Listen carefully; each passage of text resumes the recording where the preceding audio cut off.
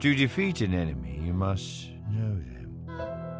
Not just their battle tactics, but their history, philosophy, art.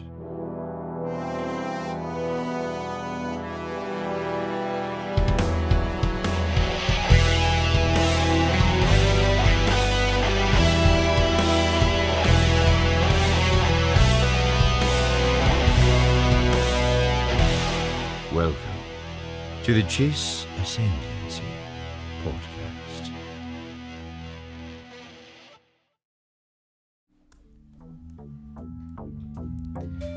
It's that time again. It's that time of Monday. Unless you're lazy and you don't listen. Hello, everyone, and welcome back to The Chiss Ascendancy, episode 64. So here's what we're doing this week, guys. There's a cheer in the air because we are just barely 2 weeks away from the Bad Batch. May the 4th, and then Revenge of the 5th. the better one. Yes. So some really cool stuff coming out with the Bad Batch. It's going to be 14 episodes minimum. We don't know how many for sure, but For somebody the else. first season? Yes, somebody was working. I don't know if it's like a limited series or if it's more than one season. I hope it's more than one season. And someone that was working on the show was like, "Yeah, I'm working on episode 14 right now," and it was like, "Holy crap!" You know?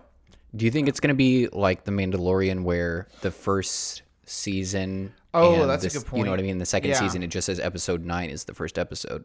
Well, Like the series number carries over from the first series. you know what? It's been since like, when did the Mandalorian end? The season 2? Yeah, like February. Yeah, it would have been 8 weeks after when it came out. Okay, so it's been a long time. I feel like it's been a couple of months, and they will, even if they run 14 episodes long, they'll have another like 3 or 4 months until Book of Boba Fett, and then after Book of Boba Fett, So, yeah. it's a while. December 18th was when we did our review of the last Mandalorian episode. Yeah, so it'll be 5 months by the time it comes out. So my thought is, now that it's not a movie and it's once a year or once every 2 years, I think they're trying to keep things pretty, spaced. So, if you do Bad Batch, even if it's 14 episodes, it runs from May to like August, and then we'll have 4 months until Book of Boba Fett, and hopefully because that starts in December versus October or whatever. So hopefully that's like 8 episodes, so that takes you into February, and then by then other shows will start getting ready. You know what I mean? So I'm hoping all 14 at once, but you make a good point. Maybe it's like 7 and 7. It wouldn't surprise me if they did that. But You got to keep you signed up to that D+. Right, exactly. So what we thought we would do is we have some other things lined up already, but we thought it would be fun to kind of take a random break. And what we're going to do is we're going to use the classic... I'm caught up on that Shaun the Sheep concept. We're going to use the classic random number generator on Make it Google. interesting. And what we're going to do is we're going to random between 1 and 7, Clone Wars season 1 through 7, and then depending on what season it lands on, we will do that number of episodes. Then we'll watch the episode and come back and talk to you about it. So we're not going to watch the whole episode. It's not a giant episode review as we're watching it because we don't want to get the video That would taken take down. 7 hours. But we are people of integrity. This is America, dang it. And as far as we've fallen from integrity, you This still get lady it may here, have stumbled, but she ain't never fail. And the Russians know what comes next. They can all go straight to boop. It rhymes with hell. Okay, so here's what we're going to do. I'm going to go ahead R.I.P. and Charlie Daniels. take over the old screeny. And here's where we're at. So, it's not season 5, but all right, between 1 and 7, ready? Mm-hmm. Generate. Do you want to do whatever it's the third generate we pick or the first one? First one. Just the All first right, one. Fine. Season 3. Okay. So I'm Strong. going to jump over here to the old Disney Plus. Season 5. Shrink to season 3. There's probably 20-something episodes, is my guess. 22 typically. 22. Ooh, Wookiee Hunt would be nice. Ooh, that would All be a right. good one. So between 1 and 22. Or we might get a little bit of Tarkin action. Here we go. To generate 3, 2, 1. Episode 10 right there in the middle. So let's find out what this is. Episode 10. Oh, we're so close to the ones. Oh, dang it. Heroes on both sides. Okay. Is what it is. All right, here we go. Wow, we were between Quinlan Voss. and the Night Sisters and freaking anyway. We'll not get fixated on what could have been. But integrity. This is how you know we really picked just a random one, because if I were to pick an episode to watch for fun, Probably not this one. this would be like right just above the D Squad story arc, which I hate. Padme Amidala and Ahsoka Tano travel to Araxis. So, we're going to watch it, and we'll see you in a jiff. On the flippity flip. All right. We've watched it. You know, we really do have integrity, because as soon as we finished the video, I said, so be honest, do you guys want to just start the video over again? And then just for funsies, I spun the wheel again, and we were going to watch freaking The Altar of Mortis, which is like one of the greatest. Arguably like the best Clone Wars episode of all time. Yeah, so, but we didn't. We watched Heroes on Both Sides. AKA Dirty Hands Dooku. Dirty Hands Dooku. That's what they called him around the temple, according to Padme. My young Padawan, I must insist you stop getting your hands dirty with you know what. Yoda's like, I don't want to keep having these talks, you know? Dooku's like, why do you keep correcting me? And Yoda's like, why do you keep getting your hands dirty? With all kinds of nonsense. So, the first thing we notice from this episode is that we hate Masamita. Yeah. Masamita, I hate. Also, I hate. But orcs, I hate more. Masamita, actually, fun fact, him and I don't know where Sly Moore was. She's the girl that looks like she's a freaking ghost. That's on the other side of Palpatine usually. But both of them knew that Palpatine was Sidious while he was the Chancellor. And Masamita, I think, was more inside the inner circle. yeah. But he Sucks. Yeah, he's a wiener. Wiener first class. And Also Orn Frita. Yeah, Orn Frita, dude. Completely so useless. Completely oh useless. my god. Yeah, What a terrible, like, the Twi'leks are like one of the most heroic species in the whole galaxy. Unless you want to talk about episode 5 of The Mandalorian. Episode 5 of The Mandalorian. It's the prison break. Oh, yeah. But the thing is that Terrible showing for the Twi'leks. yeah, a lot of teeth. The stupid thing is A that lot of mouth breathing. imagine you're like, let's send the laziest, most Dude, obese version of us ever. Absolutely useless. There's even a part where I can't remember if it's in a Clone Wars episode or if it's in Lords of the Sith, but there's one part where he's like, "Are we going to eat?" Yeah, that's in that episode where they have the Duchess of Mandalore and her and Obi-Wan keep arguing over dinner. Yeah. And Orn Frita could not care less about the philosophical discussion going on. He wants to get to the dinner. So anyway, where's the food? Freaking, you're gonna hire the caterpillar from Bug's Life to be your planetary senator. Oh my god. Do you have a reservation? Yes. They just keep praying he's gonna turn into a butterfly any day. Orn Frita. Dude, you know that you're sick when you start looking like the inside of a jelly donut. Oompa, loompa, Even his head tails doopity-da. look like the legs that you see on My 600-Pound Life. You mean completely flat on the back? Like someone's Sticking trying out at to, weird angles. Someone's trying to steal a picnic table from Walmart's garden section I saw... in the back of their sweatpants that have holes. Remember that episode about the brothers and his... What's it called? It's not... lymphedema. Got so bad on his leg, it made him look like he had, like, hooves. Oh. Like his ankle just completely overtook his foot. He looked like a fawn with no fur. How dare you say that about fawns? They betrayed us to the White Witch. Dude. Ugh. Yeah, man. His foot was a sarlacc and his ankle was a crate dragon. Oh my god.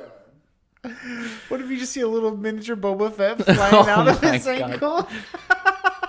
It's like that. I survived. There's that one episode of Futurama where Bender gets like lost in space and there's a tiny civilization growing on him, and they like start to worship him.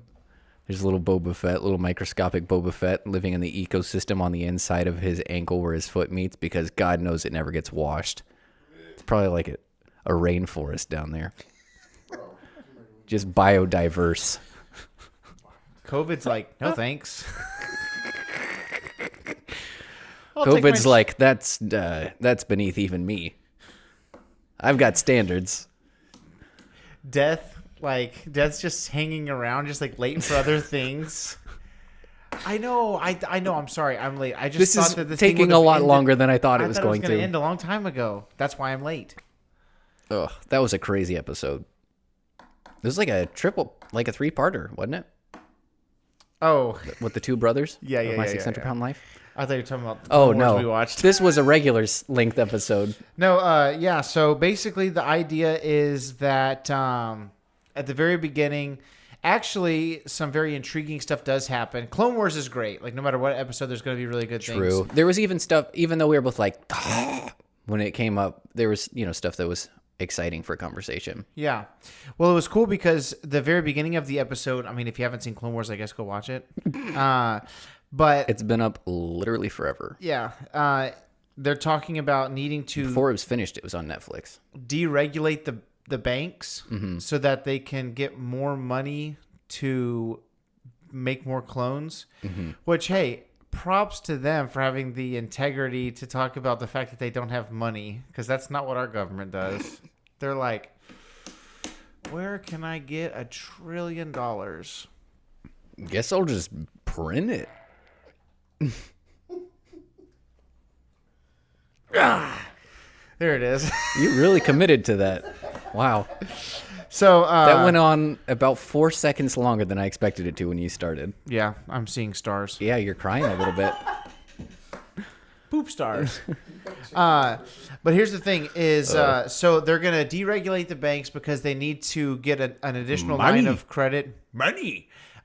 To create more clones. Savaggio Press, Dude, a.k.a. Mr. Krabs, did not make an appearance in this episode. Probably because it wasn't Rebels and they couldn't find one of 17 voice acting positions for him. It's so funny because I would feel like, you know how whenever you're watching a show and let's say you're watching like CSI, right? Mm-hmm. And one of the CSIs is implemented in something and it's like, you got, I can't remember his name, that Horatio. He's like, sorry, we can't help you, kid. It's a conflict of interest. Yeah! But anyways, Looks like he was a little tied up. this case is a little bit cold. Yeah, it's an ice cream. Looks like he had his hands full. This person's dead. I like how specific yours are and how like non-committal and vague and disturbing mine ended up being. Yeah. So A lot of possibilities there for But- Dirty Hands Dooku. I make all those points to say it was so dumb because they're talking about we should deregulate the banks, blah, blah, blah. And, of course, people like Padme and Bail Organa and other people are like, this is not a good idea. And, of course, a freaking Kim Minoan chimes in and goes, is it not worth the price of winning a war? Would you like to maybe give me some money and we can talk it over? Yeah, it's like, okay, this person's mic should be muted during this discussion. It's like, what's your favorite pizza place? Pizza Hut would like to speak. Papa John says join the chat.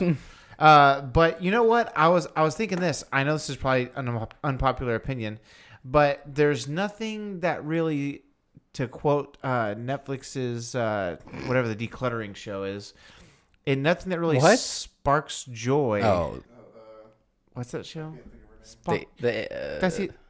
What's her name? Go ahead. I was gonna say the Asian chick. I but can't remember her name. Is she Asian? Yeah. I've never seen the show. I think I've seen like snippets of it when it was like. Marie, Marie Callender. no, not Marie. Pie does spark joy for me. Marie cleans a lot. Before we get down that road, She does. It's says- literally her life's work. she says, does it spark joy? Yeah, does it spark joy for you? And it's like, what does that mean? It says, well, when you hold it, like, there are different levels to, and it's kind of like, oh man, I kind of want this. And then there's like, I have a connection to it. So anyways, I would say that I love Natalie Portman, but Padme's character has never sparked joy for me. Like in frickin' The Phantom Menace, she's constantly giving Qui-Gon lip. And then in Attack of the Clones, she's like, lead my boy Anakin on, To be fair, she does walk the line very well. I feel she's very like. She wasn't walking the line on that one scene in front of the fireplace. Let's just say that she was on one side of the line. All right. Well, very revealing dresses aside, she's very reasonable. I feel like, you know what I mean, because she's like one of the only senators that doesn't have a personal agenda other than doing the right thing. It's like her and Bail Organa and freaking nobody else. Yeah, but she's also the only, besides, like, I guess Clone Wars, but she's, like, the only person that we ever see, too. So it's like, of course, it makes sense. Yeah, but we see a lot of D-bags out there. Yeah. Speaking of, I do like this episode for the amount of FaceTime the Munes get. Yes. I always wish they were a little bit more mainstream. I was going to say... They're one of my favorite species. I think it would be totally cool because, we live in a world where there's animation shows, like... Adult Swim type stuff that's for like grown-ups.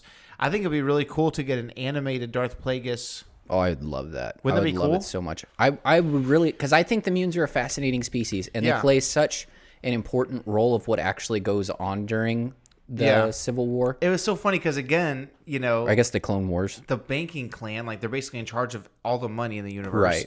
And they're like, we will also talk about it. I did write down, can we get a less nasally Mune if we do animated Plagueis? Because the guy's like, I mean, I know their whole face is a nose. Hey, what's up with that, Star Wars? Oh. The guy's like, nobody can you. The banking clan will sign your treaty. Dude, I think they're cool. Is it me or are Munes like very their appearance changes pretty drastically from movie to cartoon to whatever? Well, even in like Mall Lockdown, the description's very different from what you'll see in the Clone Wars. I think the Clone Wars walked in the room. is very accurate to what they look like in Episode 2. But I feel like every other description is a little bit more amphibian. Like I always, like in my mind's eye, I see them with like more of a greenish skin as opposed to a pinkish skin. And I think everything I saw of Plagueis and like whenever fan I think art, of, it's like their nose is actually more like Voldemort. Whenever I think of Munes, I think of like gray skin. Interesting. The mind sees what it wants to. All right, I will show you a picture. This is from Episode 2. I guess we'll just do this number here. So,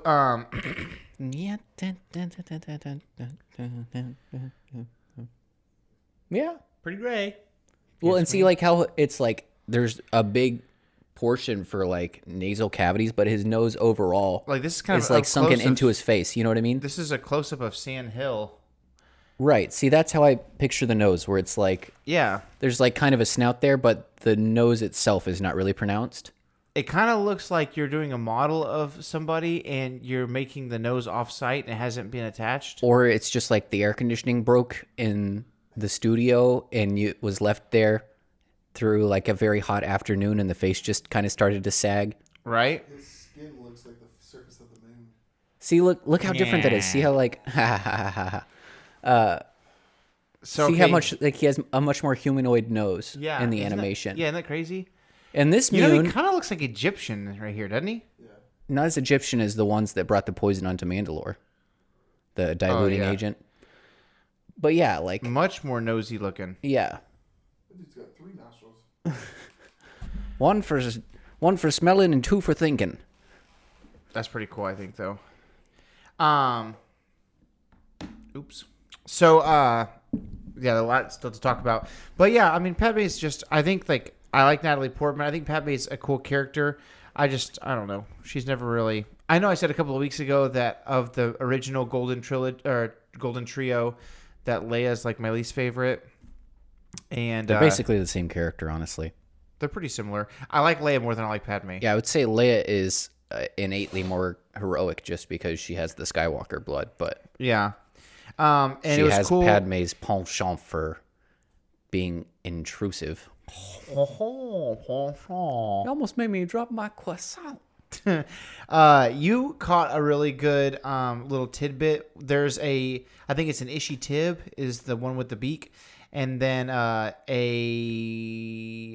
Neimoidian. Very good. And Lot Dodd by name. Yes, and then also Homeboy the Mune. Yeah, I didn't catch his name. I mean, it can't be Stan Hill because he's the banking clan leader, so it's got to be someone else.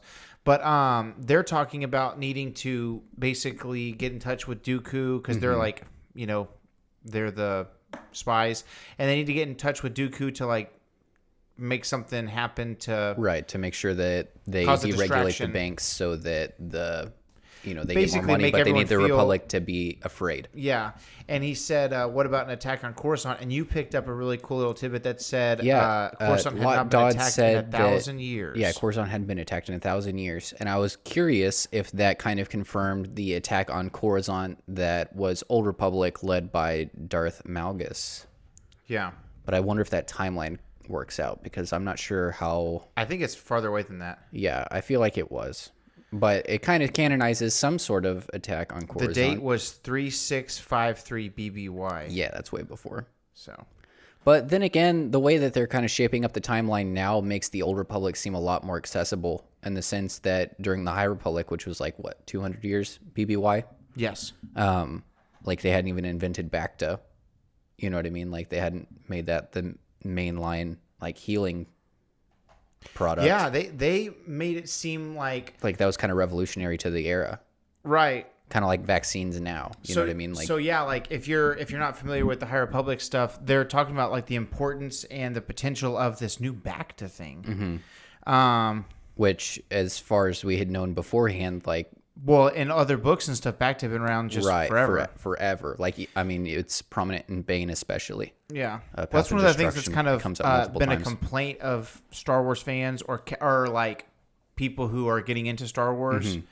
They're like, so what's the deal with if it's a long time ago in a galaxy far, far away, why is the technology so advanced? And if the Old Republic is 3,000 to 5,000 years before, the original trilogy, why is things the same or better? It seems. You know what I mean?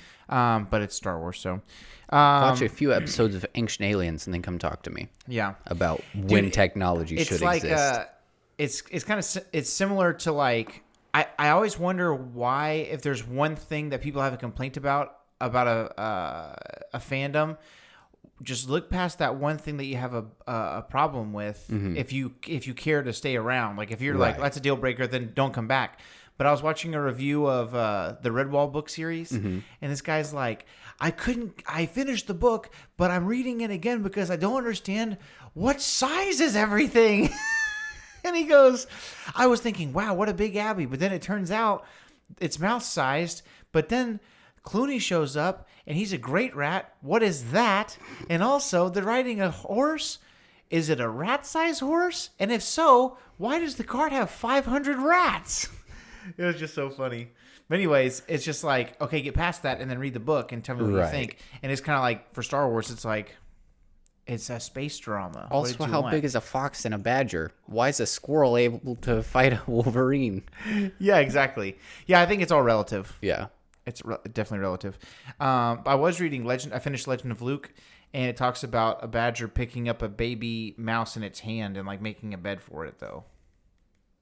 I thought you were going to say it talked about a badger picking up a baby mouse in its hand and crushing the life out of it. No. Badgers are good guys.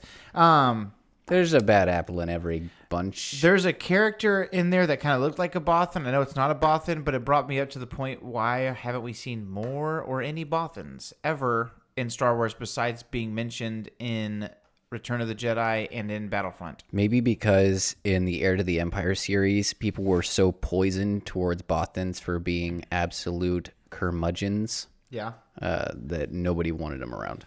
Because it absolutely poisoned me towards the entire species.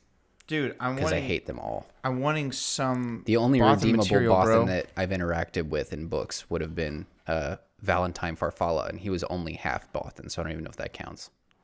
Yeah, that was always strange to me that Farfalla was supposed to be half human, half Bothan. Yeah, it's only in the comics. It's not. It's literally not mentioned a single time. Yeah. In the Bane trilogy. Yeah, I remember that. And also in the Republic Commando, not trilogy, but series, there's a clone trooper that falls in love with a Twi'lek. And it talked about how beautiful their love was because they knew that they couldn't procreate, but their love was so strong that they kept going anyway. And it was interesting because... Like rats. That's like... What? Rats reproduce very quickly. No. They can't procreate. Yeah, I understand, but their drive to reproduce is very strong. Oh. Yes. Or rabbits. Sorry. Rats too. Yeah, rats too. But they're like, they decided, hey, Well, I'm saying they both do. I just like there's less strong negative connotations with rabbits. Yeah. For the clone though, it was like he's never really had kids Love. or a family besides just other clones. And so to Or the a name. Twi'lek, he was like, don't you want kids? And she was willing to lay that down to No. be with him or whatever. So that was cool. Probably what she sounded like. Um, And then she put out her third breakfast cigarette, went out to the fields. but then obviously in the Clone Wars, it seems like either breeding is a possibility between humans and Twi'leks, or that guy adopted. I think we looked it up. He must have adopted and they those were kids. adopted. Yeah. 'Cause Even they're way though they too looked old. halvesies. Mixed? Didn't they look mixed? Yeah, right? they looked halvesies to me. But yeah, I think just with the timeline of the war, there was no way those were his kids. Yeah, no way. I wrote this down. There's no not really way, anything. Jacques. There's no really anything that crazy that happens with him. But I was just thinking about how much of a waste Grievous is in the not Tartakovsky Clone Wars. I think he has some cool use, but he's definitely more of like... He's definitely a step down from... He's definitely Clone a Wars. means to an end. Yeah. You know what I mean? Like, he's just the middleman to kind of push along whatever other agenda we're trying to get to. He did get some sweet love in that one episode about the Jedi trying to infiltrate his lair. Yeah, that was a cool one. He was pretty balling out. I just think that in there are episode. characters that... I don't know. It's a trade-off, right? Because you have characters like Dirge that I had to let go of to receive Cad Bane, and now I have both. But so it's like I'm glad that we had Maul and Dooku and Grievous and Jango, but you could have consolidated 3 of those into one. You know what I mean? Maul could have been the bad guy the whole first 3, and then Jango could have been the clone donor.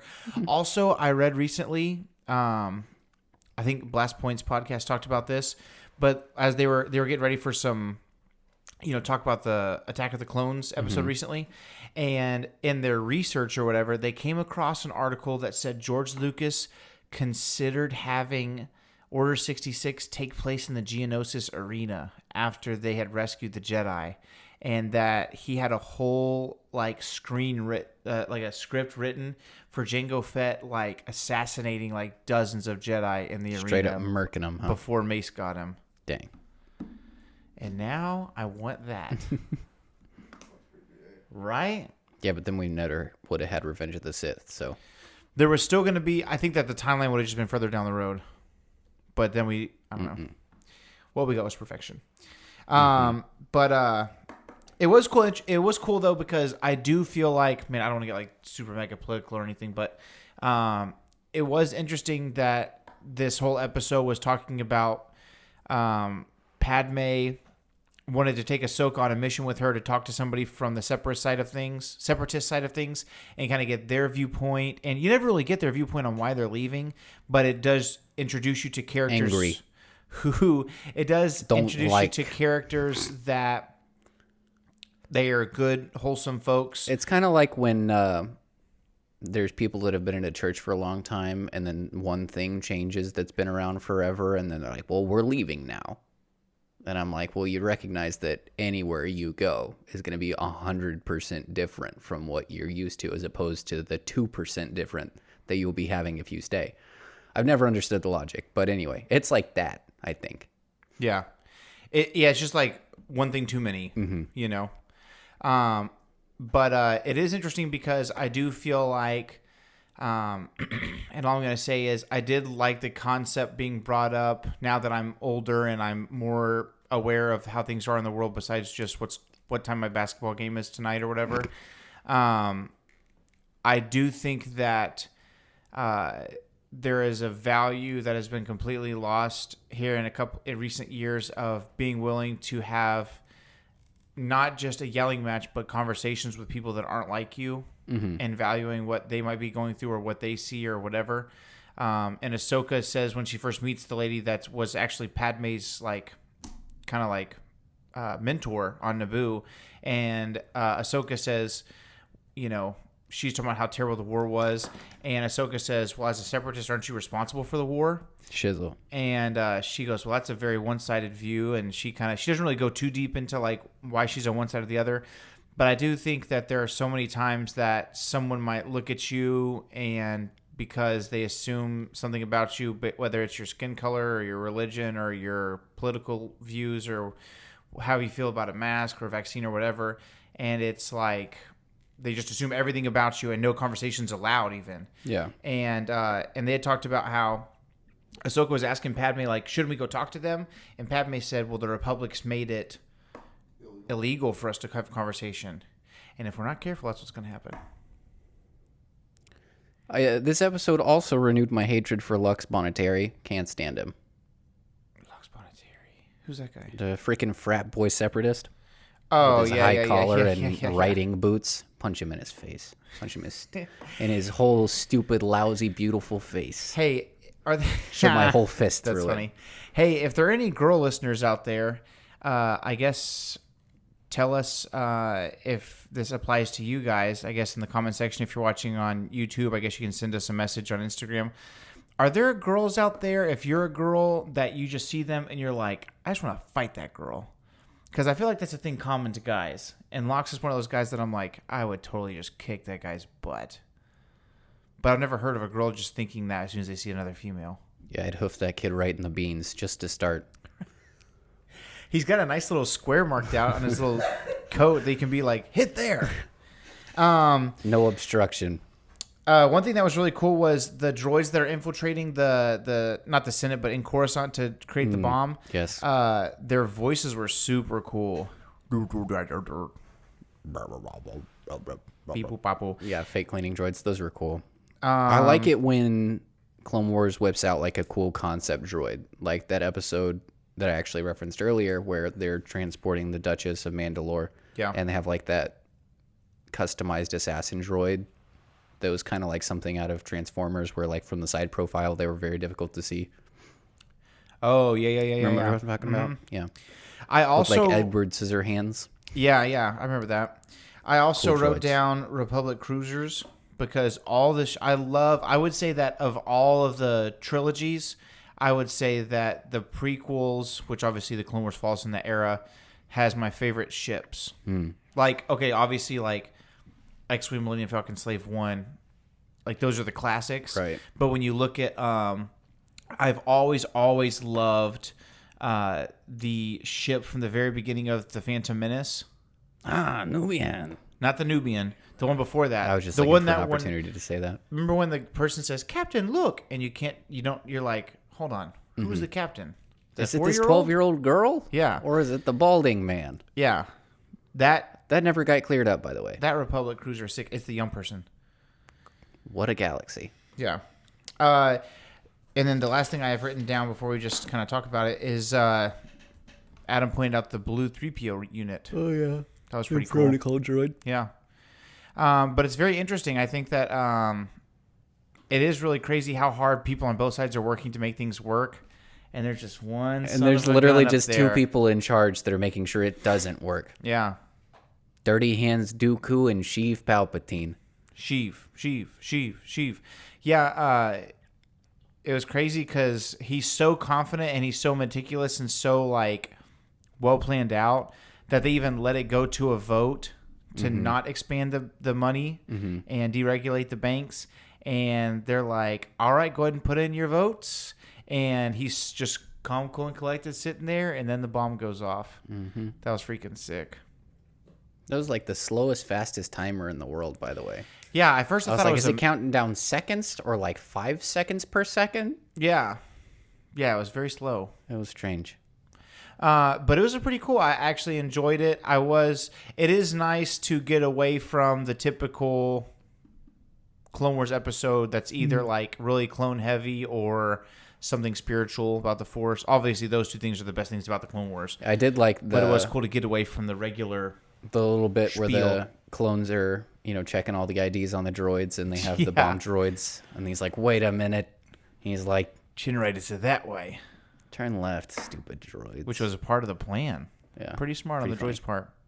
I always wonder, like, obviously for the story's sake, we need for the war to just stall out. But shouldn't robots be like freaking perfect fighters? I've often thought that. I think the idea is that like it just costs too much to produce something with really good programming. So instead of making a few really good droids, they're going to make a ton of crappy ones and just overwhelm you with numbers. Yeah, that makes sense. Because that seems to be the strategy, is just always overwhelm with numbers. So I guess the Munes are a part of the Separatists only by They're a part of secret? the Munes Want More Money group. I know, but like there are Separatists that are known. Like there's a council of them, and the Munes are officially a part of the Republic because obviously they're funding a lot of stuff. But in episode, I guess is Banking Clan will sign your treaty? That's episode That's 2. episode 2. So even And before gross the Clone Wars, Geonosis. even before the With Clone freaking Wars disgusting began, Geonosians. if you could blow up one planet, Geonosis. Hands down. Wouldn't even think twice. Oh, yeah. I would go Grandma Tarkin all over that freaking disgusting rock. Destroy every Hive Queen I could find. Dude, I saw a funny meme the other day that was the end of episode 3 where it's terrible looking Tarkin, Palpatine, and Vader, and they're looking at like the very shell of the Death Star, and Vader looks and goes, "When this thing's done, can we blow up Tatooine? I hate that place." And it said, "Written and directed by George Lucas." Like the whole story would just be gone. That's really funny. Hey, something I think we should look into for a future episode, probably in the near future, is I don't know if there's an audiobook for it. I'll look it up right now. But a book just came out that If there's like a book version of it, I'll get through that way faster than I'll get through an audio. there is paper. I just got it earlier this week at Target. It's called. It's gonna seem redundant, right? But it's. I don't want to see it in my Sandy library. Tatooine. Cold Hoth. Maybe there. I don't know. I'll have to look it up Hate later. My see if Life there's a book. Geonosis. But hey, there's a let's see, Skywalker family. Smoke 'em while you got 'em, at Alderaan. War. Okay, so it's a book called Star Wars Skywalker: A Family at War, and it says. Is it just like a synopsis of episodes 1 through 9? Well, it's kind of crazy because it's like, it's kind of like, I guess a biography or like I don't know. It's kind of interesting how it works, but it says it's a canon biography written by Kristen Bavers, the author, the actual author. But it says, uncover the secrets of the Skywalkers, the family that shaped the galaxy far, far away. The Skywalker story Is it by has Rita everything. Skeeter? Nope. Passion, intrigue, heroism, and dark deeds. Hilarious Harry Potter joke. So, but it looks really interesting, and I've heard good things about it. I did pick it up because it just looks really cool. And Is it supposed to be like a fictional expose? Yeah, no, it's as if you live in Star Wars, that it's giving you like a family history, but it goes all the way from 1 to 9. So the front cover is very like original trilogy based, where it's like a big thing of Vader, Luke, and Leia and stuff. But on the back, this might be kind of controversial, but Kylo Ren is there, but also Rey is on the back cover. We should do an episode about Rey Skywalker as well. Is there an age limit on adoption? Because I feel like she's past it. Nope, no age limit. Especially not biblically. I feel like there is. Skywalker family at Yeah, I'd definitely give war. that a read. It'd be interesting to kind of get in that mindset. And I think I read in the first edition that there was a Viewing it from somebody inside Star Wars. Yeah, exactly. That's what I thought would be cool too, because we know like the ins and outs, but it'd be cool to see like, I mean, I don't know, I haven't read it yet, so I don't know like if the author is like just after if Rey's talking to them or like what's Right. the deal. But I want to know like, because it's still very, it's very still. Only so many people know who all these people are and how they're all connected and how they shape the galaxy. Yeah. Like, I'm well, sure it's still very, very hush-hush that Anakin Skywalker is Darth Vader. I don't think that's, like, common knowledge. It is made common knowledge in Bloodlines, because in the recording of Bail Organa telling Leia who her real father is, he says, your father was Anakin Skywalker who became Darth Vader. And that was in front of the Galactic Senate. Yeah, but even still, like, I know she got shunned in her circles, but that seems like something that would be closed on the Senate floor. Was it? It's not something that was... It said that it in, made, the, like, in news the and text stuff? that it's like they were recording her because that bite was about to go, be broadcasted to all the worlds. Maybe, yeah. But there is stuff like that. You know what's kind of crazy is it... I think it talked about how... if I'm not... I read Bloodlines like, when it came out like 5 or 6 years ago. But I want to say it talked about the fact that like Luke wasn't really effective because everybody knew that Darth Vader was his father already. There was that, and then it was kind of talking about from the perspective of Leia's, like, not secretary, but like her right-hand person, her pilot. Winter? No. Winter. Oh, that's from Raid of the yeah. Empire. I was about to be like, Winter Hey, doesn't you know- exist anymore. Okay, sorry. I was going to say something about... She should have been the freaking... It's a big spoiler. I'll tell you after the episode. Anyway, talking about basically how she knew Leia, but I guess maybe it was Ransom Consterfo that was talking about how Luke was more of a legend because he was already so far removed and he spent all his time like trying to establish a new Jedi order that he was kind of like hard to defame because he was canonized as a hero and then basically removed himself from the main goings on of the galaxy where Leia was still very like prominent. Yeah. He won the belt and retired on top and Yeah. wasn't coming back. George St. Pierre. Yeah, and then like everybody knew he was Leia's brother, but he was just like mentally the connection it just seemed kind of distant. Well, plus it's like in politics, you only wield as much power as people trust you to have. You know Unless what I mean? you're Sheev. Right. But like with And then you Leia, wield all the power. but with Luke, Unlimited it's like, power, one might say. with Luke, it's like, so Vader was your father, and he's like, yep, but I can still do this. You know what I mean? Like you can't take the Force away from him. But very cool. Apparently, you can't take the Force away from Mary Poppins. What? I'm Mary Poppins, yeah. I'm talking about how she somehow survived in the vacuum of space while she was unconscious. You know, they talk about that multiple my biggest times beef. In different books now since that movie has come out to kind of make it a more popular thing. Like in the Dr. Aphra audio drama, she talks about, I'm not sure how long a human can survive in the vacuum of space. Not very long at all. But yeah, this episode was interesting. Her Heroes on blood both would literally sides. start to boil inside of her body. But it was good. I like to do this again sometime with Rebels. Mm-hmm. That'll be fun. But it was a good episode, and I think my biggest takeaway was just that there's much more. Also, her lungs would have exploded. Yeah, there's much more than meets the eye. Eyes would have popped out of her head. You know, for complaining about being interrupted, he got interrupted so much. But I think the big takeaway for me was not like the cool thing within the Star Wars universe was seeing Sheev still play both sides of the field, have complete control over everything. Always. Listening to Dooku talk to Grievous about his master makes me feel like Grievous never really had contact with Dooku like nearly as regularly as I previously thought. Like it was a big deal for him to talk directly to Sidious. And on the outside of Star Wars, like just to myself. You're saying that Grievous was more distant from Sidious than you first thought. Yes. Okay. Very much so. But my takeaway as a human being, as Josiah outside of Star Wars, was conversation is a very, very like strong, powerful thing to bridge the gap that might not even be there if it wasn't for just assuming the gap is there. So it was a cool episode. We'll have to do it again with another Clone Wars or with Rebels or something. Yeah. And maybe get a little action in there to talk more about space stuff.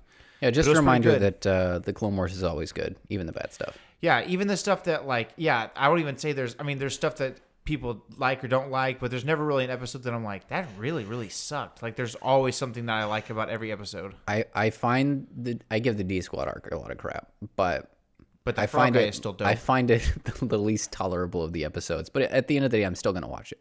Still Star Wars. Yeah, I still love it. Even it's kind of like.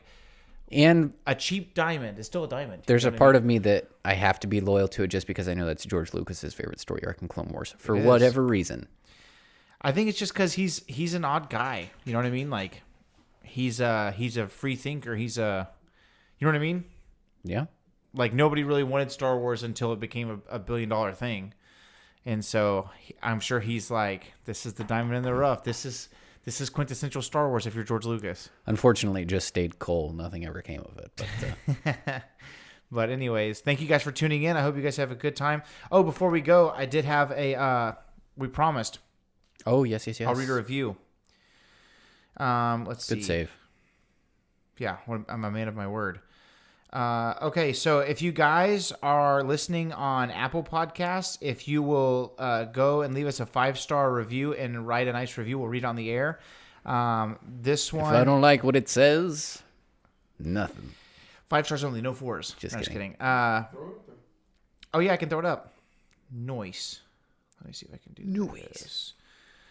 Let me find the actual picture because I took a screenshot. Okay, here we go. Let me throw it up. Screen mirroring. If you're watching on YouTube, you'll be able to see it with us. Okay. The title is The Goofy Redneck. Which is obviously me. Yeah. Okay. 5 stars, so thank you so much. And this is from Tom Goetz.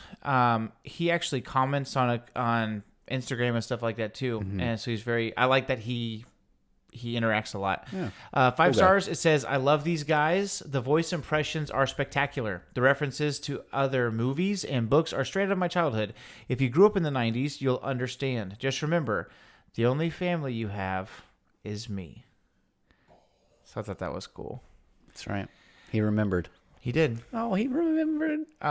So thank you guys so much for tuning in. We guys hope you enjoyed it, and we will see you guys next week. Yeah, and really the only thing I ever ask of you as the viewer is just to remember that